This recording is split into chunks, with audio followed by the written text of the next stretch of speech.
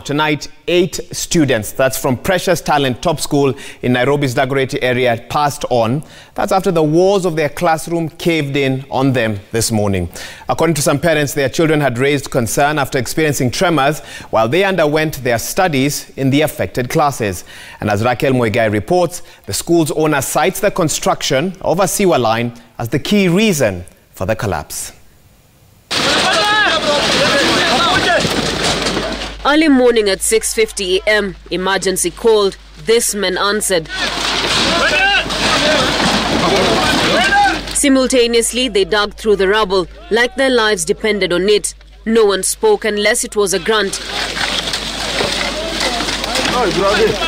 They all knew that time was of essence if they were to rescue any child alive from beneath the rubble. But as the rescue efforts proved to reveal bodies of pupils whose lungs were long encased to let out any cries, reality hit home. 7 children at the time had died.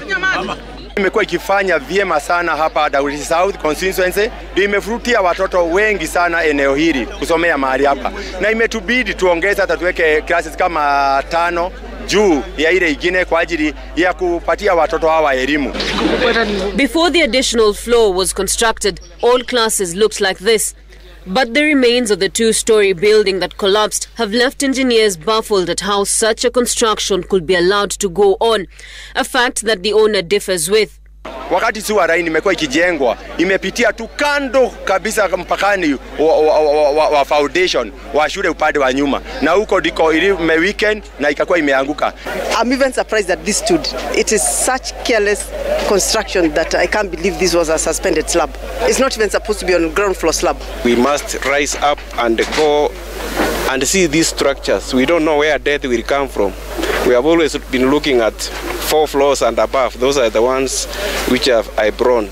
George Magoha, the Cabinet Secretary for Education, who was among those who visited the scene, insisted that despite the school being duly registered, the government was to ensure that at the end of it all, someone, if not persons, are to be held responsible. The government, through my ministry, is going to continue to monitor and assure the safety of all our children, who, in my opinion, are all the same, irrespective of where they come from.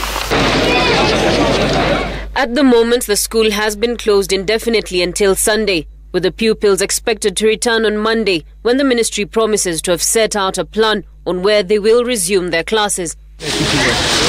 It is what remains of a Class 7 classroom, which locals describe as the safe haven, as most of the students who were trapped inside the rubble rushed here. But as investigations continue into who exactly should be held responsible, the owner of the school lies blame on the sewer line being constructed, with authorities citing that poor construction is to blame. Raquel Muigai, Citizen TV, Nairobi.